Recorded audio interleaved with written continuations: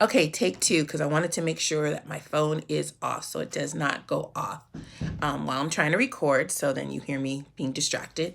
Good morning, good morning, good morning. I almost didn't tape this morning because I'm just feeling a sense of, I don't even know if it's overwhelming or exhaustion, or, I don't even want to say it's exhaustion because I get plenty of rest, I get plenty of sleep. So I wouldn't say that, but I would say that, and it's not for lack of having an opinion. Because if you know me, no, I don't want to say if you know me, but I do have a lot of opinions. I have a lot of overwhelming thoughts and opinions of things because I'm very sensitive to the people and the world around me. And I think we've lost that. So I'm going to start off with this morning. My one thought for this morning is, when did we stop listening? There's a time in our lives where I think we are so busy trying to be and do that we have forgotten the importance or the art of listening.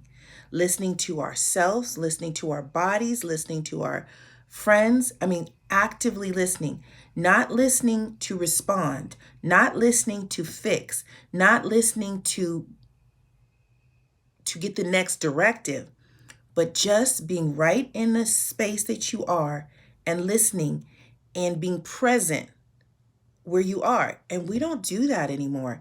I am around many people who I could be talking and I'll say one word and that'll trigger their thoughts, and then they'll answer me and I'm like, that's not where I was going or what I was trying to say. Or sometimes I'll say something and they've already got a plan or already solved it, and I'm like, no, that's not even how I would. I've already done it. I've already dealt with it. I'm just sharing to you what I've been through or what I'm going through. And it's like, were you listening? Did you get the key words? Either had, not going to, like, like sometimes you say, I went, not I'm going.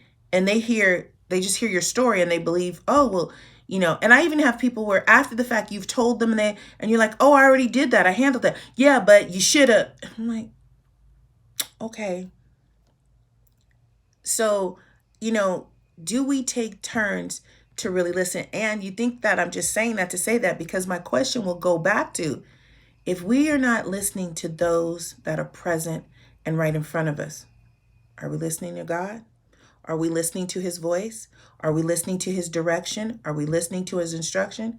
If we're so busy trying to move and solve and you know, accomplish our purpose and do and do and do and do, did you really hear what God told you? Did you really sit still long enough to hear what he told you? Or do you use him as a smokescreen? Do you use him as a tagline? Do you use him as we do comfort food, just to provide something for that moment, but not to sustain your life? I believe that if we would be better listeners, and I mean everybody, in a conversation, there's somebody who's listening and somebody who's talking.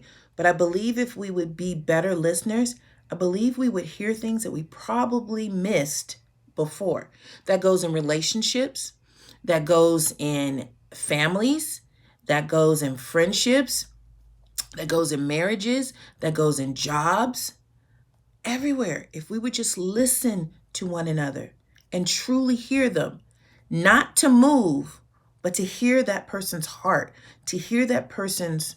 And let me just also point out, every time when I say listen, does not mean that the person's coming to you in pain or suffering.